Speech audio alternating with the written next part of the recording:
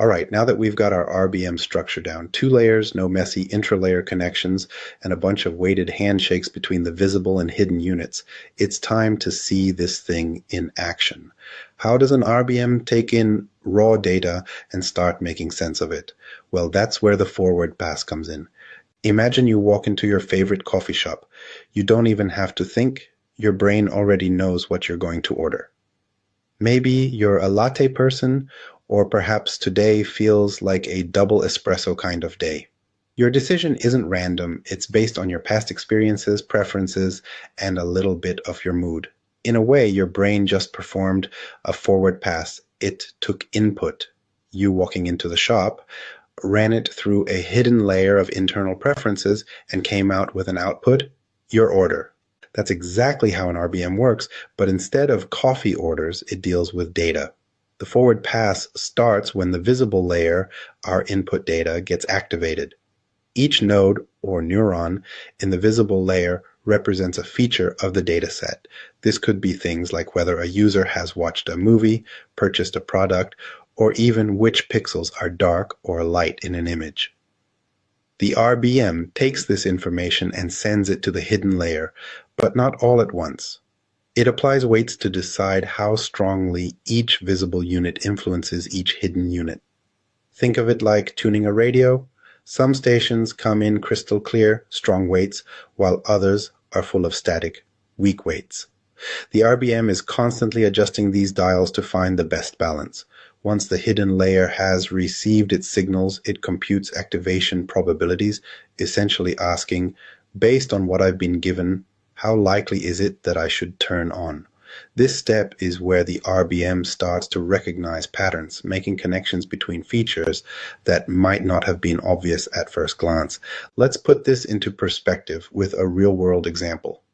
Imagine you run an online store and you want to predict what products a customer might be interested in.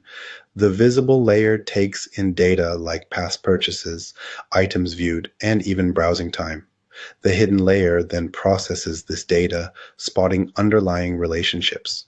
Maybe customers who buy hiking boots are also likely to buy camping gear. The RBM doesn't just memorize past purchases, it understands connections and makes predictions based on probabilities. But here's the kicker. This is only half of what makes an RBM special. The forward pass is all about taking input and encoding it into something meaningful. But what happens when we reverse the process? What if, instead of predicting a hidden state from visible data, we try to reconstruct the original data from the hidden layer? That's where the backward pass comes in, and trust me, this is where things start getting really interesting. Let's flip the script. All right, we've seen how an RBM takes raw data and pushes it forward, activating hidden neurons based on probabilities, just like your brain subconsciously deciding what coffee to order. But here's the twist.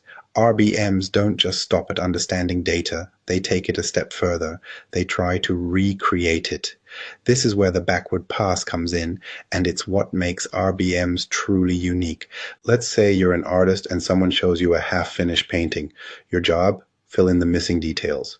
Maybe you recognize the style, the color palette, and the patterns. Based on that, you reconstruct the rest of the artwork as best as you can. That's exactly what an RBM does in the backward pass. It looks at the patterns it learned from the hidden layer and tries to reconstruct the original input data. Here's how it works. After the hidden layer has been activated in the forward pass, it now has to play detective.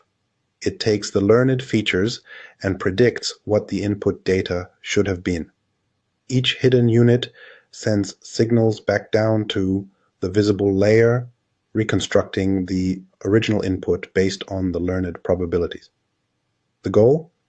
To get as close as possible to the real input, but with an improved understanding of the underlying patterns. Think of it like Netflix's recommendation system. The RBM has already observed that you enjoy sci-fi movies and action thrillers. Now, instead of just listing random movies, it reconstructs what your movie preferences should look like. Even if you've never explicitly searched for Blade Runner, the RBM predicts that it's highly likely to match your taste, and boom, there it is in your recommendations. But here's the catch. The first attempt at reconstruction is usually not perfect. Just like an artist might tweak their work multiple times, the RBM goes through multiple iterations, adjusting the weights each time to make the reconstruction better. This process is known as contrastive divergence, and it's how RBMs fine-tune their understanding over time. It's a trial and error process where the model constantly refines itself, gradually getting better at reconstructing data and spotting hidden connections. Now, you might be wondering, how does the RBM actually learn from all these reconstructions? How does it adjust its weights and improve over time?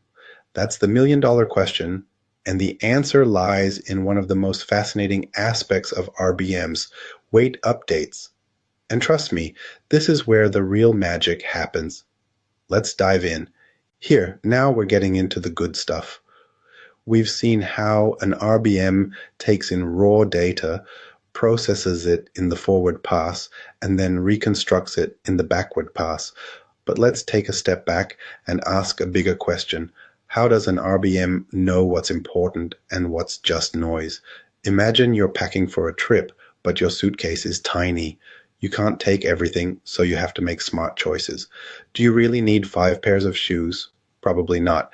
But a charger, absolutely essential. This process of cutting down to the essentials is exactly what feature selection in an RBM does. It decides which pieces of data are truly valuable and which ones can be left behind. RBMs are amazing at this because they don't just memorize data, they learn the relationships between features. Let's say you're analyzing customer purchases. Instead of treating every individual product as a separate piece of information, the RBM finds hidden patterns. Maybe people who buy protein powder also buy yoga mats, or people who rent horror movies tend to binge watch them late at night. The RBM doesn't just store raw facts, it discovers the underlying structure in the data.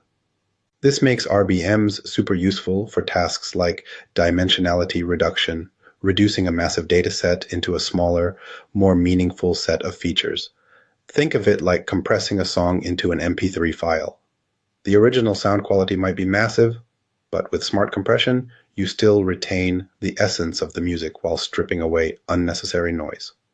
RBMs do the same thing, keeping only the most relevant information while discarding the rest. But let's make this even more real. How does this apply in everyday life? Take something as common as a product recommendation system. Instead of showing users hundreds of random products, an RBM learns the key features that define their preferences. Maybe the exact brand of running shoes doesn't matter, but the fact that they prefer lightweight sneakers over bulky ones is a key feature. The RBM picks up on that and uses it to make better recommendations. And here's the best part. Because RBMs operate in an unsupervised way, they don't even need labeled data to figure this out. They just observe, learn, and refine their understanding over time. This makes them a powerful tool in fields like text analysis, bioinformatics, and even fraud detection, where hidden patterns in data can reveal critical insights. Now you might be wondering, how does this compare to other models like autoencoders?